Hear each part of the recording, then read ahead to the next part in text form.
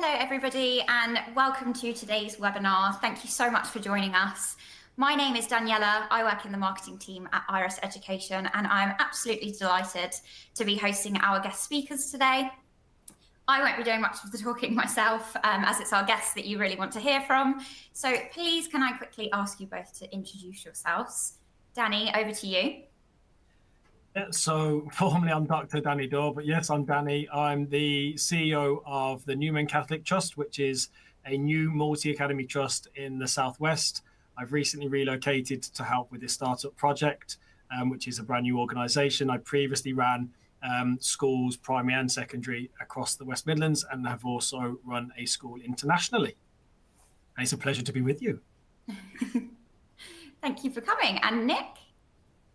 I'm Nick. As you'll notice, I look nothing like my LinkedIn photo, so I failed on that front. I'm a director at Social Media Check. I've been for a number of years. We are the only people in the world that have a fully automated solution that do a social media background check in minutes. And now, amongst many different customers, we work with over 1,000 schools, multi-academy trusts, colleges and independent schools, as well as lots of other sectors ranging from the police right through to major global corporates. Perfect. Thank you both and welcome. So we are here today to discuss the wonderful world of online checks in education, because in September 2022, Keeping Children Safe in Education guidelines were updated to include guidance on conducting online checks on shortlisting candidates during the hiring process.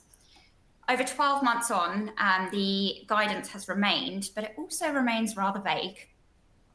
And on top of that, whilst it suggests that you should conduct these checks, it also states that you must stipulate good reason if you're not doing them. And recently, we've actually heard feedback from several contacts in schools that they're now being asked to evidence this during Ofsted inspection. So all in all, there's really good reason to be engaging in these, and that's why we're here today.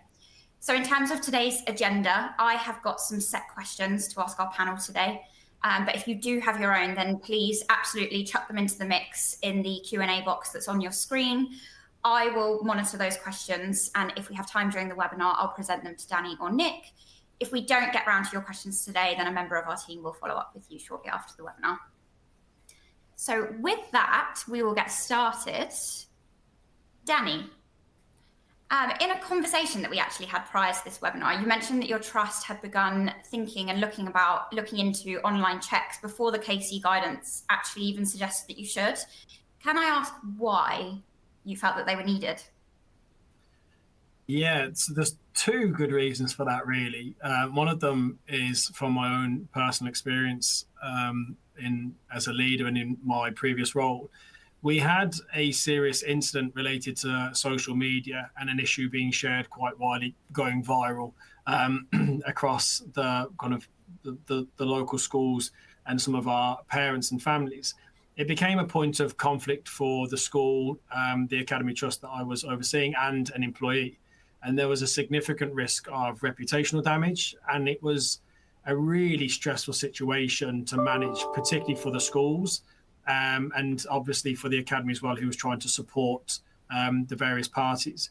And what I learnt during that experience is that these things can get out of hand very quickly, and they can cause significant upset, significant concern, and significant damage to reputations.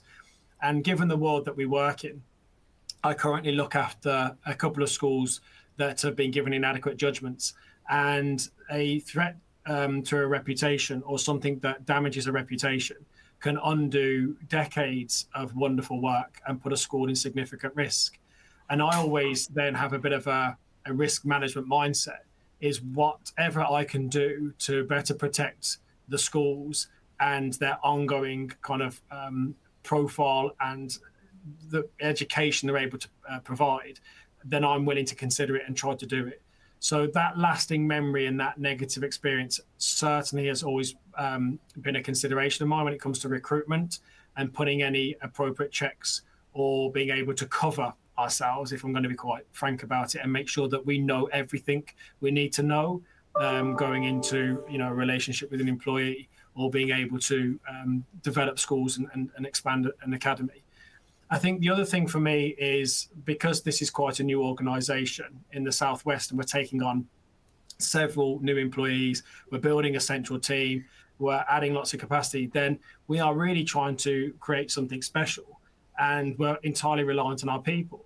And sometimes those people may have something online that could really disrupt them. It could disrupt their work. It could disrupt their reputation. It could disrupt their career.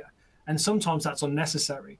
And so I've been very mindful to try and put the right things in place early on that allows me to get the right people around the table and make sure these elements aren't going to become an issue, but also that if there is anything to consider, then we can help people through them. Or we can do something simple like a social media check, clean up someone's social media profile and make sure it doesn't become something that is stressful or a concern later on when they're enrolled and trying to focus on the children and the work. Yeah, absolutely. Thank you. So when you first started doing these checks or thinking about these checks, what did that process look like when it first began? And what does it look like now? So we took a bit of an unusual route through it. So we heard about this when we were going through safeguarding audits for the schools. One of the schools, the one that I'm sat in today, actually, it was downgraded from outstanding to inadequate because of safeguarding concerns. Very similar to some of the not very nice stories that you've heard in the press and around the Ruth Perry situation. But again, another example of how reputations and things can change so very, very quickly. But this school had significant safeguarding concerns raised, so we wanted to conduct audits. We were working with a very experienced external consultant, and she was talking to us about the options available to us, some quite innovative and exciting new approaches, and we were open to considering them. We wanted to make sure that we were putting in the best of practice and approaches for the schools, and we certainly wanted to tighten up safeguarding and make sure that we'd move from an inadequate position to an exemplary position. So we didn't want to just put it in as policy and then throw it at people and say, well, now you've got to start doing this, because that's not really the point. And as you've described, Danielle, there's still a little bit of uncertainty and a lack of clarity around this. So really, we did it for us and because we were quite impressed with and interested by the power of this. So actually, we approached it by talking to Nick and his team, getting a few tokens and the opportunity to try it. So I was the first to go through the run, and I did a social media check on myself. I'm still employed, so that's a good start. And then because there was interest and intrigue around it, and we were discussing it as a central team, some of the central team wanted to give this a go as well, and some of the board of directors. And by doing it and putting ourselves through the process, we had a very personal experience of what it was like to have one of these social media checks and to know what the report highlighted. And that was an eye-opener and a half. So actually for us, and it prompted some really human and some interesting conversations and some friendly competition between us as well, just to see who had the most angelic background or who potentially had been a little bit too loose with their language when it came to Facebook once or twice. But myself and my operations and estates manager had a relatively clean social media. There was almost nothing on it, probably the odd swear word or two. But for my CFO, who is just the most wonderful person, she talked a bit on some hen-dos and mentioned some willies, and she potentially used some swear words or talked about the weather in a not too pleasant way. It brought it all up. And it prompted a really fascinating conversation between us, because she was mortified when we were going through them and comparing them. But we were quite happy and open to share it. And her first response was, oh, my word, I did that decades ago when I was so young. I can't believe it's still there, still accessible, and still kind of reflects on my personality. So for us, we thought, well, two things. One, being able to do that check was excellent because the quality of the report is really interesting and provides some fascinating information. And it really does provide some excellent coverage that very much gave me security and eased any concerns. But for her, it wasn't just putting it in as a good way of identifying any issues. It was actually giving her the opportunity to go back, to change her settings, to clean up some of her profile, and to just make sure what she was communicating publicly about herself was what she wanted to say. So we did that then with the board as well, and everyone was quite interested by it. And I think because we personally experienced it, we were happy to then live by it as a trust and try and do it with our other leaders.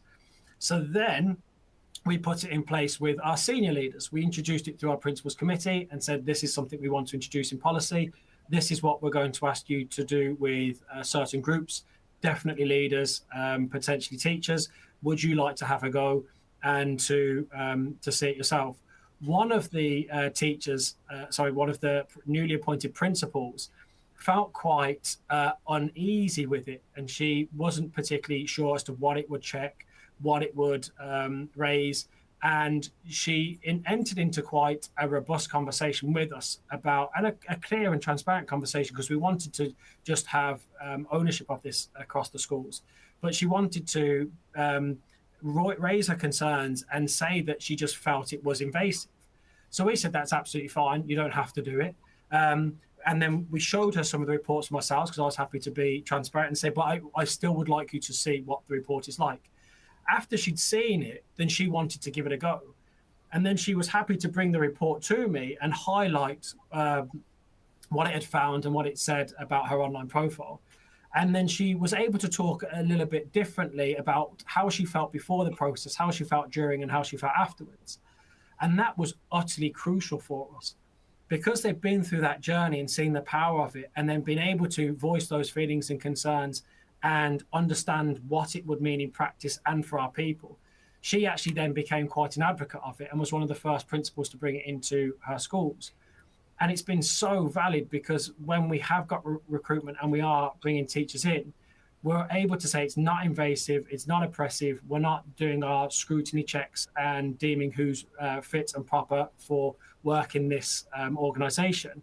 We're saying this is something that we can both look at, we can both potentially learn from. If there's something where we can support you, then we can address it before your employment and stop any significant issues happening in the future. Or if it does raise something that's of significant concern, the probability and the chances of it are light, but I now know I've got something in place that's definitely going to be able to protect me just in case it does come up. So we went through a really quite interesting journey and process to embed it in. But I'm really glad we did it that way, because everybody now who is currently using it within the schools has been through it, so is happy to talk about it, can share their personal experience of it, and understands the purpose and the impact of it. And I think for us, we very much believe it gives us a layer, a filter, and a layer of protection that we're not quite sure how we would cover if it wasn't in place. Definitely. And I think that's really important to kind of mention, is that it's not about kind of finding these red flags and saying that's it, that's a blocker to your recruitment. It's about finding those red flags and agreeing an appropriate course of action for it. Even if it's just, can you go back and kind of delete this tweet that you did back in 2012? So I think that's really important. Yeah, and it's been really powerful for us, because we have been able to put it into policy, and we have had Ofsted inspections since, and we're able to talk about the rigor of our safer recruitment and our scrutiny and our checks. And it certainly plays heavily in our favour. Again, not because we're trying to be tyrannical about this approach, but more that we're just trying to say that we are taking every step that we can possibly take to make sure that our children are as safe as they can possibly be. Yeah, exactly that. Thank you. So with that, and we've done a lot of talking about the reports here, I'm going to hand over to Nick, who's actually going to take you through one of these social media check reports that Danny and his team have been using at Newman Catholic Trust. So Nick, if you want to begin sharing your screen, and I'll just let you know that we can see it, if that's okay. Yeah, sure. Thank you.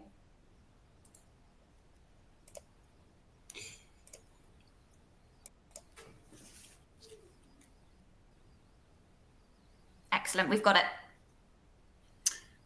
Fantastic. So what I'm going to show you today is the report output.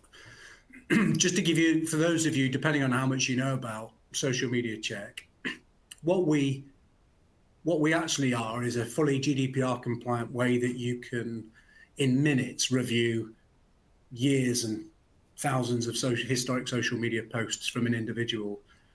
I should reassure you all that it's completely consent-based. So even if we have a name and an email, there's no way, excuse me, that we can run someone through social media check without them giving explicit consent.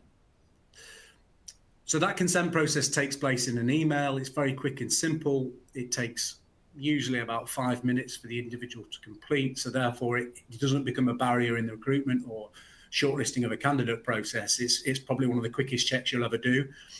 And once the consent is done, we say allow 60 minutes, but I can tell you that today the reports are running at anywhere between 10 and 15 minutes. On average, they run that quickly. The feedback we get from lots of the customers that we work with is that they feel very comfortable that it removes unconscious bias, removes subjectivity. It's highly consistent in terms of the way that it's presenting back results. And probably one of the most important things is it's fully auditable. So I'm not going to show this today, but as part of the package, you also get access to a secure online portal where you can have multiple logins where you manage the outputs. And that's where you'll find all the details about when the consent was requested, when someone consented, and when the report was completed, along with the outputs, which I'm going to show you today, which is the report and the HR certificate and things. So technically speaking, if someone had an Ofsted inspection and they wanted to see this, within 60 seconds, you could log in, pull up the relevant person's report and show an overview of that audit history. So I'm skipping out the consent process today, but I'm delighted to say that Iris are offering the chance for free, completely confidentially. And that will show you the end-to-end process. But this is what the report output looks like. So we call this the interactive report. It's the quickest way to review the findings. There is a downloadable PDF report, which is accessible via this button. And most importantly, actually, there's a HR certificate. I'll show you this at the end, but essentially this is evidence that the check's been done, but it won't contain any findings that may be deemed sensitive. So often the case is that this is downloaded and saved to someone's HR file to prove that the check's been done. So if we move to the next bit, you can see some information here. You can see my name. All we need actually as part of the consent process to do this is someone's name and a valid email address, and that's basically it. So it doesn't require a lot of information from them in order to go through the process. A quick audit history of what's happened here. You can see it's examined 1,028 of my social media posts, and it's analysed those over 7,000 times, and that's because we have different classifiers looking at each of those posts for different risks. And I have 21 findings. So in this section, you can see I've authorised, and this isn't a mock-up. I actually ran this a couple of days ago on my own social media. So these are my live social media accounts, and I post things purposely for demos like this. And so it's given an audit history again of what's gone on, how many posts it's examined, the handle profile, the URL profile, and things like that. And then we get to the bit that's a little more interesting. So this is what we call the report summary. Across the top here, we have the classifiers, which I'll pick up on a couple shortly. If there's any image attached to the social media post, it will be presented here, and you can enlarge them. Any text associated with the post is presented back in these grey boxes. And then the findings always display in date order, starting with the most recent. And this is quite important when you're scrolling back, and the date and timestamp put into context whether it's how someone's behaving now on social media or whether it was 8, 9, 10 years ago when they may have been young and naively put something. So on the classifiers, you probably find most of these are self-explanatory. Pick up on a couple. Toxic language is actually trolling or online bullying. We do have another classifier that doesn't show in my demo report here called client keywords, and this enables you to submit a list of words that may be very, very specific to your organisation. So if it's a multi-academy trust, it might be the names of the academies within that trust, it might be the name of the heads, it can be anything you like that wouldn't pick up in our general classifiers, and the report will actually mention if those terms have ever been posted by the individual. So let me just skip on and show you a couple of examples. So if we go to extremist groups here, and if I click this, you can see the image in question.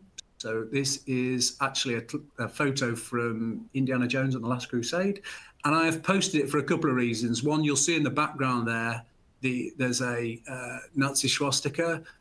And so what the system has done is identified that there's an extremist symbol in some way and it presented this back for review. In this instance, it's also picked up the fact that there's some firearms in this picture.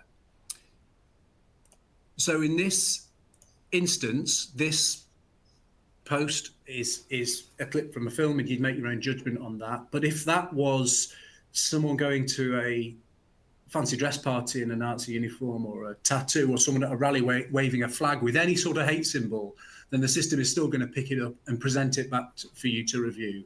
And I should add is this should never be viewed as a pass-fail exercise. This is accelerated insight, so you can very, very quickly make a judgment on whether you feel, A, whether it's acceptable or not, and B, whether you might choose to work with that candidate to help them clean up their own social media. So if I just jump into swearing, which is where a majority of mine are, you can see you can just scroll through these here. And if I just pick out this one here, this is a meme. Memes, we can see from our anonymized analytics, make up a very, very high number of the findings. And that's because they're so easy to share without thinking. When you author a post, cognitively, you have to think about what you're writing. And I think sometimes an alarm bell will go off and say, I probably shouldn't post that. But a meme is pre-written, so it's very easy to do. And what we're demonstrating as well by including some of these memes is the fact that the system, using something called OCR, can read any of the words it's looking for, even if they're embedded in an image. So it's actually extracted the S word there out of the photo, as well as it would in any sort of in any text. So if I just click on the plus point on this, what you can see is it's enlarged the meme in this instance. Any text that's extracted would be placed here. And most importantly, down here is an actual link to the originating post. So the feedback we get is consistent with what Danny was saying earlier. I would say we never look at report outputs, but we get a lot of client feedback. And a huge proportion of the findings end up being embarrassing things people have posted years ago that if a parent or pupil saw it could create some reputational risk or damage. But in all honesty, would never stop you hiring that individual because we're all human. Unfortunately, we have had some instances reported back to us where the findings have been far more serious. Things like multiple racist posts, things around highly misogynistic language and memes and things like that. So unfortunately, there are people that have normalized things like this and will post them. I guess the good thing is that you'll be able to see them. But where you're working with somebody that you want to employ, you want to help them clean up their social media, you can share a copy of the report with them, identify the post number that it is, and if they click that link, they can very, very quickly just delete or edit that particular post. This one is the F word in multiple languages. So we do 16 global languages. And if I just show you a couple of other examples very quickly, you see under weapons, this is a news article. So I posted the pictures to show he's identified the knife in this instance. That's a very famous scene off Crocodile Dundee, although the knife isn't particularly clear.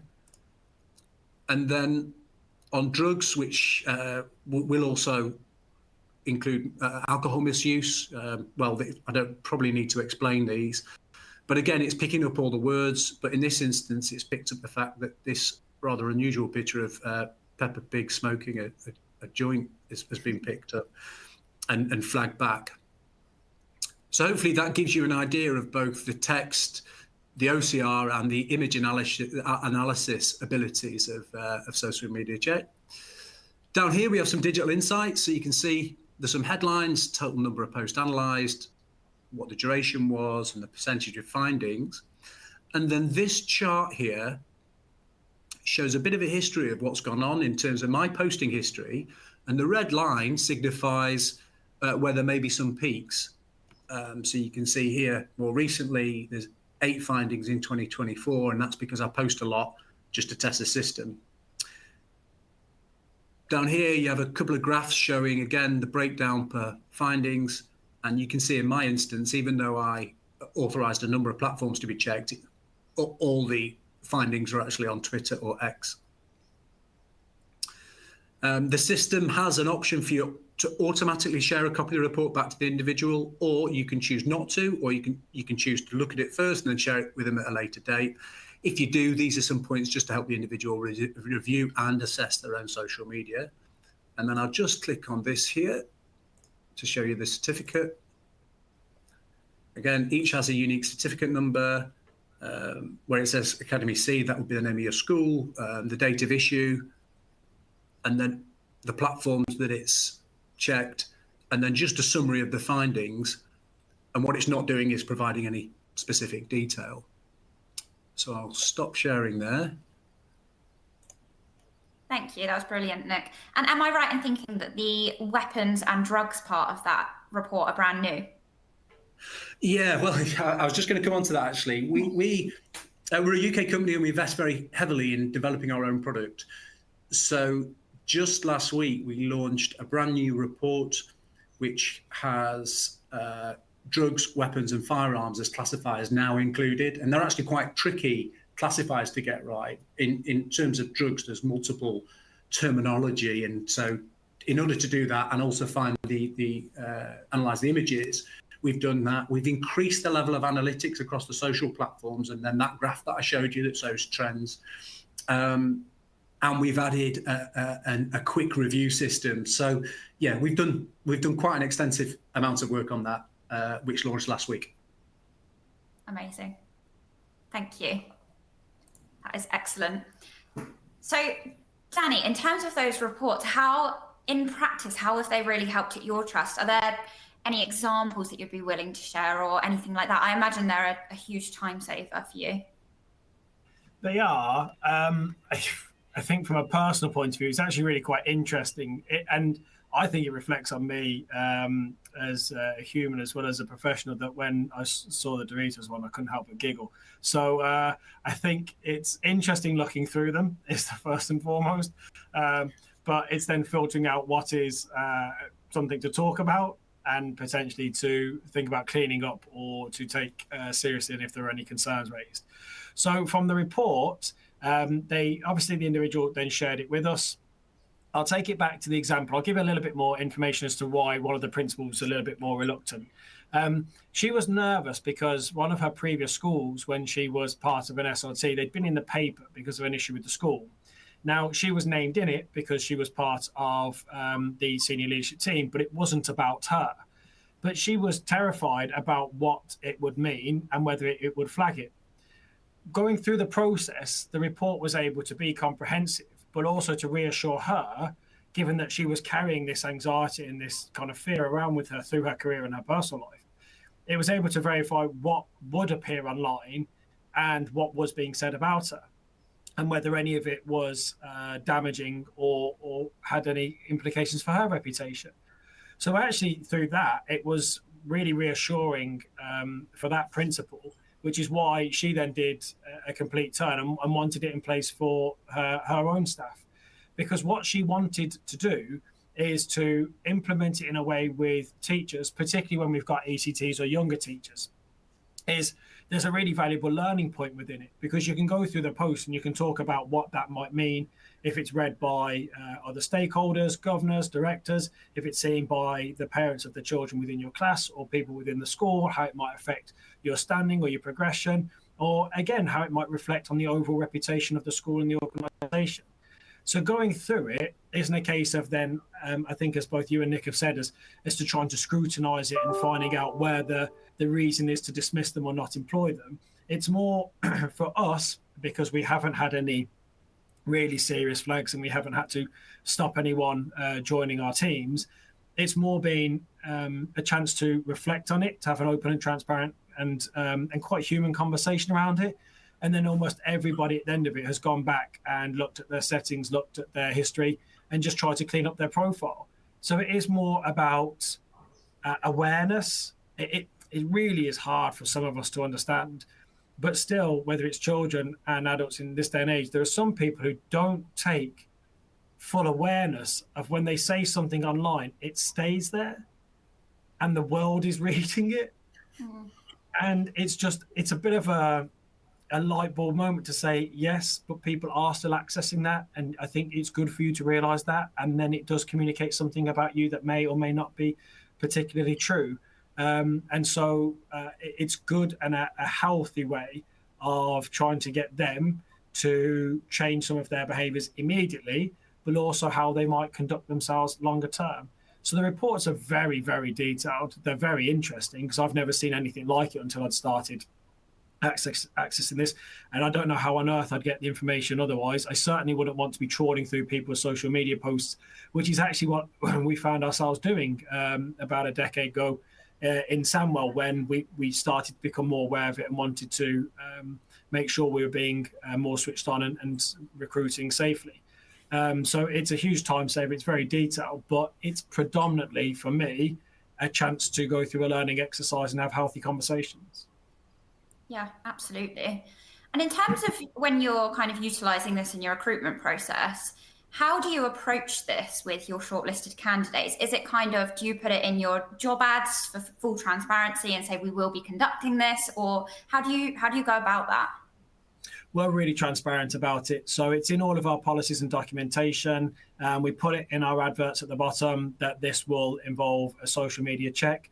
When we do go through the process of shortlisting and asking people to interview, we wouldn't even blink about saying to somebody now that we are going to have to access references and to ask for the details of it.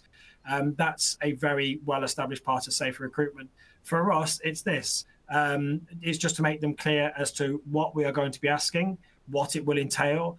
And just like when they tick to say, yes, I'm happy to go through a DBS check, we, alongside that, say, are you happy to go through a social media and background check? And we haven't had any pushback, because when we explain it transparently and talk through what the process will be or what the findings are or why we use it, then most people say, well, that makes complete sense. That's good to know. Thank you. So, Nick, unless you have any other questions for Danny, then I will move to the Q&A box. I can see some questions coming through for probably both of you, actually. Yeah, sure. I was just looking actually at some of the questions coming through. I think a couple have already been maybe answered, but the first one I'll pick up. Someone's asked, do these checks work if someone has a private profile?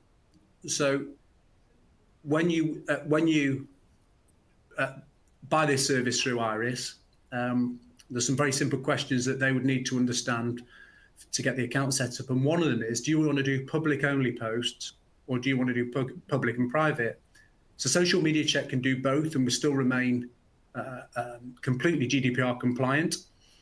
I know the Casey guidelines tend to talk about publicly available information, but I think that the challenge is now is if you've got a Facebook account, you've got 800-900 friends and you've set it to effectively private, do you honestly know those 800-900 sort of friends? How do you know someone's not going to share something? One might be another parent. So really, I think the word private is a bit misleading in many people's cases. But really, it's up to you to specify which of those two you want to do. But yes, we're uniquely placed as the only company in the world that can do both public and private and remain GDPR compliant. Is the online search operated on all social media portals or the main ones? So part of the reason we can do such an extensive check so cost effectively and so quickly and thoroughly is the fact that we've spent an awful lot of time becoming an approved app partner of the major social media networks. So at the moment, where we have a major platform that we can get that approved app partnership with, then those are the key ones that we want to check. That we check. We also did a lot of research to look at where the liability lies. You know, what are the problem ones? And across them all, still the absolute out-and-out leader is Twitter or X, closely followed by Facebook. And those stand out by a mile compared to the other platforms.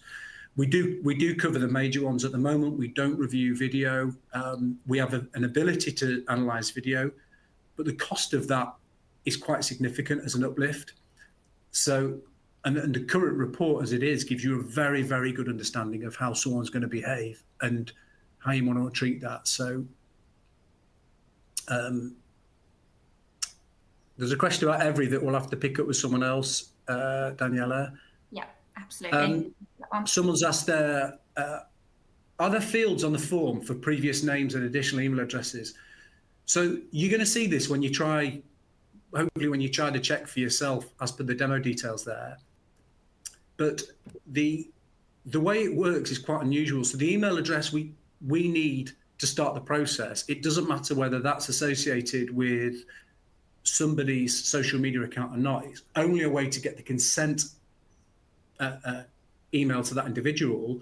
Once they do that, what's actually happening is it's linking in with the apps, Facebook, Twitter, Instagram, etc. So it'll probably make more sense when you try it, but actually we only need one email, and it doesn't matter whether it's associated to someone's social media or not, because we don't use that information. Does it check social media or does it include Google and other newspaper articles?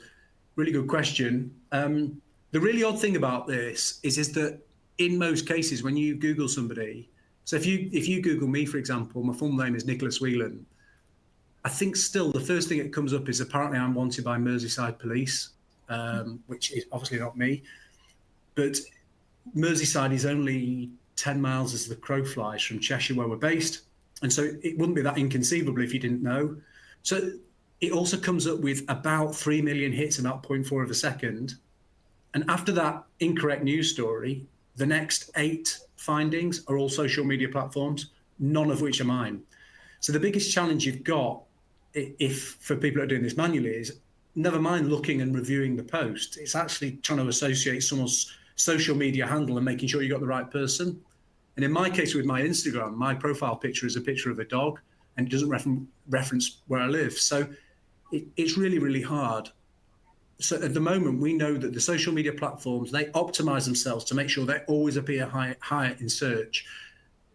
So trying to unpick that and then review the content is very difficult. We are working on a product that will do global adverse media, but to manage expectation, we could be looking at another 6 months at least before that's ready for market. So I hope that answers that question. Can I chip in? There's a question for Danny there. Shall I ask it, Daniela? Yeah, go ahead. Sorry, Danny, were you just about to say something? Yeah, because obviously I've led international schools as well as schools within the UK. This doesn't replace like the International Criminal Record Check, and it doesn't replace the DBS. What it does is it adds an additional layer of checks and scrutiny to make sure that your candidate, is appropriate for the role, and you're mitigating any risk in employing them. So because those profiles are international, I could have used that in my school in Dubai as well as I could in my schools within the UK, and then supplementing that alongside the formal criminal and background checks just gives you a way of triangulating it. What have they formally got recorded, potentially on a police record, or what is not recorded on a police record? A lot of the examples that Nick has given, they could be involved in some criminal activity but not being prosecuted for it. And if they've posted any of it online, then you'd still be able to see it. Absolutely. Thank you. So just a couple of other questions. There's a couple of questions about how much it costs, which I'm going to leave to you, Daniela. And then probably the other one here that I'll answer is, from when the request is submitted to the candidates, how long does it take to receive the outcome? So once the consent email is issued, and for those of you who try it, you'll receive it. Once the individual has completed that process, the report will be ready to review by you, the reviewer, we say in under 60 minutes. So for those of you that are choosing to run your own report today, we say allow 60 minutes, but on average, it's about 15 minutes we know it runs at. So it runs quicker than that. But that's how long that will take before you'll be able to see those. Danny, there's a question here that says, should we record social media checks on our SCR? You're probably better placed to answer this one than me. So we've recorded it in our policy and through our procedures. And that's the main way. You don't have to put it on your SCR, but there are functions and ways that you could do now. And there are areas where you can put additional information. So for me, adding it onto your SCR, given if it's linked to your policy, if it's a very tight procedure, and if you're doing it for everyone or for specific roles, could reflect really well. You don't want to do it ad hoc and just have it for one person when you did it as a trial. But if you're weaving that into policy, and that's going to become your standard practice for certain roles, certain individuals, and you're going to do it consistently, then I think there are good ways to do that. And some people that would do, we use every HR, and we're moving our SCR onto digital platforms or onto the every HR. So we would be able to add it in ourselves, but there are some people that will include that automatically on their SCRs now, just as a piece of additional information. There's another question for you here, Danny. It says, are you using social media tool for all teaching and support staff within the trust on all types of contracts, or just those staff considered to be in regulated activity? I see, that's a really good question. So because we came to the party quite early, we initially were only going to use it for leaders. So that's when I say about weaving it into policy for a specific reason. So for us, we didn't think it was going to be for everybody, but actually because of the way it's worked and the uptake it's had from the schools, this has grown. So it was going to be for senior school leaders to make sure there was nothing horrendous online or anything in the background that we weren't aware of, because ultimately the last thing, as I've said previously, that we needed to face when we're trying to establish a new organisation and transform the reputations of some schools in risk was having something else hit the newspapers or discussed amongst the parents or thrown out online. So we wanted to do that just to add an additional layer of security and to manage any risks. However, as I said, once the principals and the senior leaders saw it and had their own experience, they then wanted it in place for all teachers. So at the moment for us, because we're rolling it out in a practical way that one we can afford and one we can manage robustly, because we are still a new trust, so we're relatively small. So we don't want to say it has to be done for everybody and then leave any potential risks where it doesn't occur or somebody hasn't put one in place. So for us, it's for those tiers. It's for the central team. It's for our trustees. It's for our senior leaders, and it's for our teaching staff. So it's not for everybody, but you'd be welcome to do so. It's entirely up to you to decide on what's appropriate, what you'd like to put into your procedures, but then how effectively you can manage it. And linked to that, there was a question right at the start here that says, do you have an understanding of what Ofsted are? What Ofsted consider as sufficient evidence that the social media checks have been carried out? I assume that's the certificate and the fact that the information is in the portal and subsequently the report, Danny, but you're probably closest to Ofsted type inspections than I am. And I'm not an Ofsted inspector, so I've got to be really careful how I would answer that, because I can't tell you what they think, say or do. God bless, but I don't really want to be in the mind of them either. However, I think for us, by having it firmly established in policy, being able to talk through our procedures and then being able to evidence the outcomes and what we've been able to do with it shows a comprehensive system. And I think that's, for us, very important. So when Ofsted were in, they were asking for records, and they do expect leaders to have quick and regular access to them. So they should be readily available. So whether that's a training record or whether that's safeguarding records for compliance, for training or consent, etc. Same with your single central record. As long as they are readily available and you can talk them through, you can link them back to your policy, then I think it puts you in a strong position. Personally,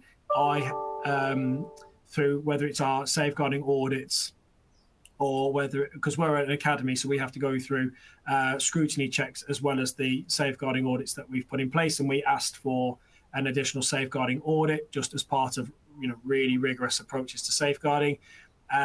This was one of the things that we were able to talk through in evidence that was highlighted as really strong practice. We've now very much tied it into our online recruitment platform that we use as well. So it's just become a very efficient way of managing it. And so ultimately, if it's Ofsted or any other stakeholder or a school that's looking to join the trust, we're able to just very clearly and concisely explain what it is that we do, why it is that we do it, and how that is ensuring compliance with KICSI, but also making sure that our safer recruitment and safeguarding procedures are very, very robust. Thank you. Daniela, multiple people have asked about the cost, so would it be worth you just answering that? Yeah, so instead of me running through all the costings, what I've done is I've prepared like a one-pager, and that will be emailed out to everybody after the session has complete. There's another one here about, does it only check in English? I briefly mentioned before, but we, at the moment, we check both English language and 16 of the other major global languages. We currently work with a number of international schools as well, so independent international schools, many of which actually through an Irish company called iSAMS that services the independent schools. The KC guidance states that you should consider doing this for all candidates. So are you using this to do that, or only that after an offer of the appointment has been made? Danny, that's probably one for you again. We don't do it after the offer, we do it in between. So as I said, by putting in the advert and talking through the process, it's the same with the DBS check and the references. So it's just, we outline at what point they happen. If we're going to shortlist candidates and then they are a viable one, then we'll do the social media check then before we go to offer. So it's not afterwards. But we don't do it for all candidates either, because I'll be honest with you, that's just not currently viable for us. There's a question here actually. Does the trust deem to get the candidate to input all their social media passwords, etc.? So the best way, sorry to keep saying this, but the best way for you to see how this works is for you to try it. But essentially what happens is once you go into the consent process, if you've got a Facebook account, let's say you click on the Facebook button within the consent, it then works within the app to securely approve and authorize the fact that our app, socialmediacheck.com, is able to look at certain elements of that individual social media profile. Now, this is done, it's a process, a very secure, globally secure and renowned process called OAuth 2.0. But essentially what's happening is, if I say, okay, I'm authorizing my Facebook to be checked, Facebook talks to socialmediacheck.com at a secure level and says, okay, Social Media Check, you've been authorized to look at this part of Nick Whelan's Facebook account. Neither us or anyone see, store, or have access to anybody's social media login details, passwords, or anything like that. So therefore, there's no need then to go on and change your password. There's no way our system can subsequently run another check without going through the same. So there's no risk from that point of view. Excellent. I see someone saying, yes, can we trial it, please? Unless I've misunderstood, but the details are on the screen. So yeah, details are on the screen, and the details will also be emailed out to you following the webinar. So as soon as the on-demand recording is ready and processed, which takes an hour or two, you'll get an email containing all the details for that. There is also a question, a simple one I can answer. Is this being recorded? Yes, it is. And that will also be emailed to you too. Oh, sorry, there's another one here. It says, what if someone deactivates their account for the purpose of the check? Really good question. We made a very conscious decision early on that we won't look at deleted posts. So if someone's actually deleting something, we shall we won't review it. If someone completely deactivates an account, therefore that content is then removed. So no, the answer is we wouldn't be reviewing that. I think what's interesting to note there is that it isn't a perfect system, but none of these are. And so what's so important is if you weren't running the social media checks and these things were in the background anyway, or you weren't aware of them, how would you be dealing with them, or how would you be able to mitigate against them if they were to come out of the woodwork? So no, it won't do everything, will it? But I think that's all that I can put it back to, is just I feel more reassured knowing that I have done it than that I haven't. And at least if they were to hide something, then at least as a trust leader, and I know for my school leaders, they will be able to say that they've taken the steps as much as possible to be able to protect the school and the children. And just to answer a question that's come a couple of times, whatever, if you do this check and use your personal email address, once the report is generated and complete, it will just email it back to you at that address. And then someone's asked a question here just around the global languages. So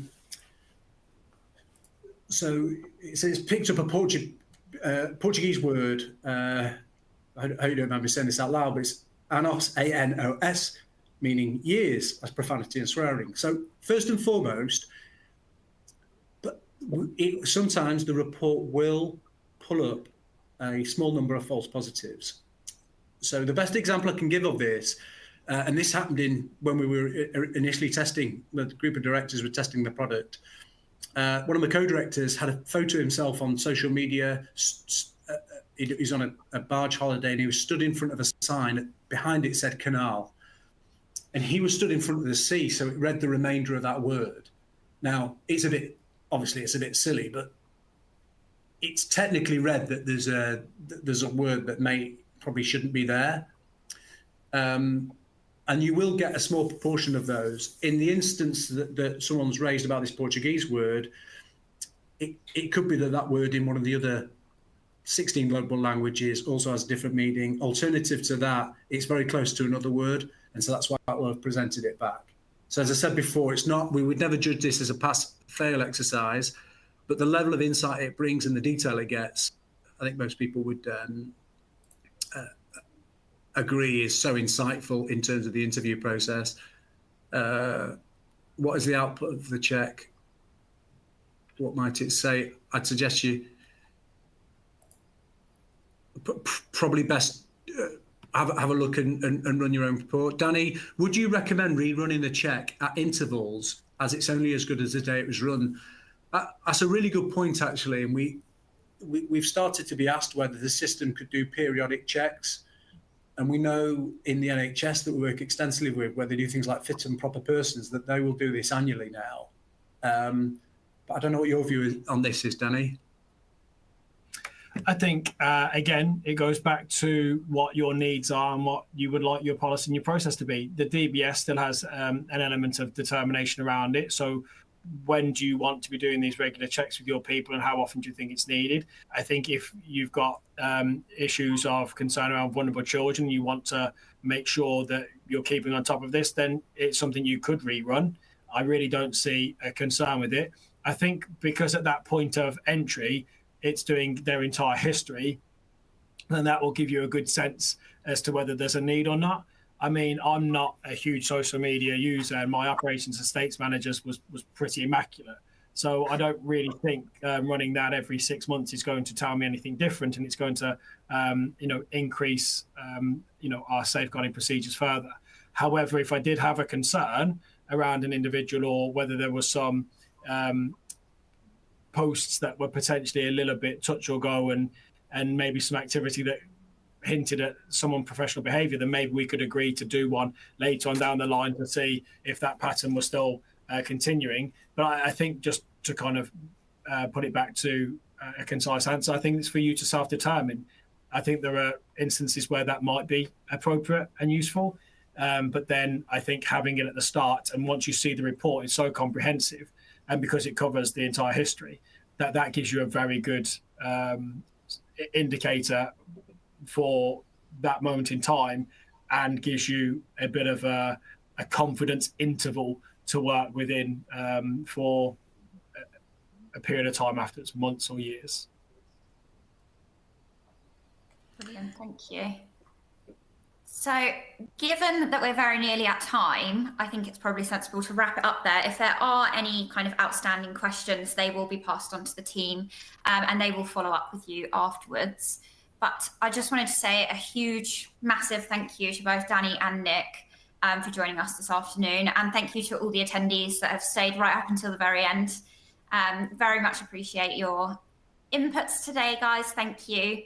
As we've already talked about, you can run your own report. Instructions are currently on the screen, but they will be emailed to you after the session closes. And also, just a little nice to have, the new features, the brand new features, drugs, weapons that Nick mentioned in the SMC reports earlier. They are at no additional cost until the end of February. So do speak to Iris about getting some credits to run some social media check reports. But thank you once again, guys, for joining us. Really valuable session today. And I hope to speak to you all again soon. Thanks all. Bye.